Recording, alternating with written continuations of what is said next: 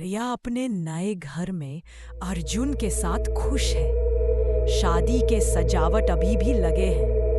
प्रिया, अर्जुन, मुझे विश्वास नहीं हो रहा कि हम आखिरकार शादीशुदा हैं। तभी फोन की घंटी बजती है। प्रिया फोन उठाती है। सास फोन पर रोते हुए, तुम्हारे पिताजी को हार्ट अटैक आया है, वो अस्पताल में है, डॉक्टर कह रहे हैं फौरन आओ। क्या? मैं अभी आती हूँ। मैं तुम्हारे साथ चलता हूँ। नहीं, तुम्हें कल ऑफिस जाना है। मैं चली जाऊंगी, बस 1-2 दिन की बात है। रात 11 बजे भानपुर स्टेशन।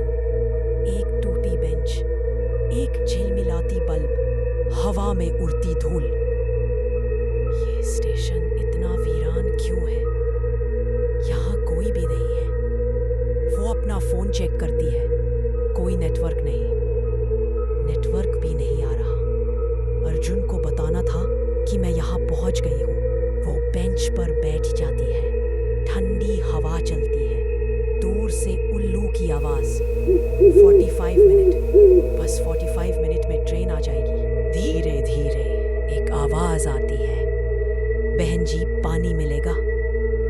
प्रिया चौंक जाती है। वो मुड़कर देखती है, एक बूढ़ी औरत सफ़ेद साड़ी में, लंबे खुले बाल। आंटी जी, मेरे पास पानी नहीं है। आप यहाँ कैसे आई? बुढ़िया धीरे धीरे प्रिया की तरफ बढ़ती है। उसके पैर जमीन को छू नहीं रहे। तुम यहाँ क्यों आई हो इस वक्त इस स्टेशन पर? मुझे ट्रेन पकड़नी है। मेरे पिताजी बीमार हैं, मुझे उनसे मिलना है। बुढ़िया रोशनी में आती है। प्रिया देखती है, उसकी आंखें पूरी तरह सफेद हैं, कोई पुतली नहीं। प्रिया चीखते हुए, आपकी आंखें। बुढ़िया दुखी आवाज में, यहाँ से कोई नहीं जाता, सिर्फ आते हैं। अचानक अलग अलग जगहों से और लोग दिखाई देने लगते हैं, सभी की सफेद आंखें। प्रिया रोते हुए, ये क्या हो रहा है? कौन है आप लोग? एक आदमी आगे आता है, फटा हुआ कुर्ता पहने। आदमी, गंभीर आवाज, हम भानपुर ट्रेन के यात्री हैं। 1947 15 सितंबर में हमारी ट्रेन जला दी गई थी। औरत, 112 लोग, हम सब जिंदा जल गए थे। प्रिया, डर और दया से, भगवान, आप सब, हमारी ट्रेन यहाँ रुकती है और हर रात, तुम आज रात हमारे साथ चलोगी। अंधेरे में एक पुरानी ट्रेन दिखाई देती है, काले धुएं से भरी, खिड़कियों से लाल रोशनी। प्रिया घुटनों पर गिरते हुए, नहीं नहीं प्लीज। ट्रेन के डब्बों में दर्जनों चेहरे दिखते हैं, चीखते रोते मदद मांगते। बुढ़िया प्रिया का हाथ पकड़ते हुए, प्रिया रोते हुए, नहीं, मेरी शादी को सिर्फ 2 दिन हुए हैं। अर्जुन, वो मेरा इंतजार कर रहा होगा। वो अपने पर्स से शादी की फोटो निकालती है। प्रिया फोटो दिखाते हुए, देखो, ये मेरा पति है, हम बस 2 दिन पहले शादी किए हैं।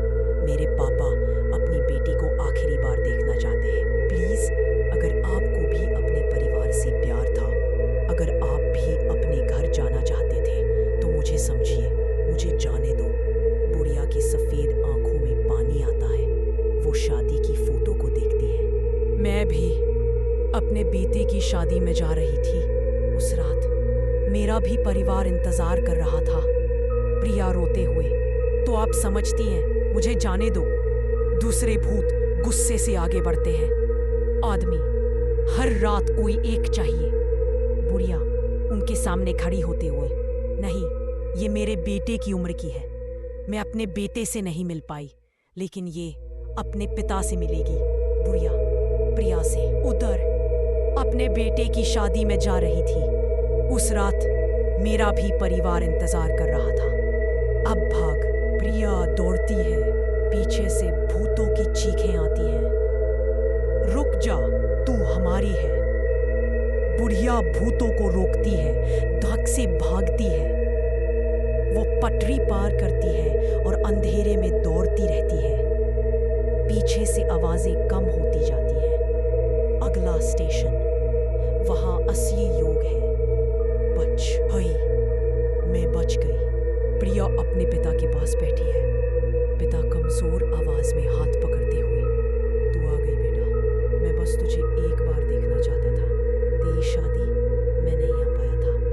प्रिया रोते हुए, मैं यही हूँ, अब मुझे कुछ नहीं होगा, तू आ गई, बस यही देखना था। प्रिया और अर्जुन ट्रेन में बैठे हैं। प्रिया को सीट के नीचे एक पुराना अखबार मिलता है।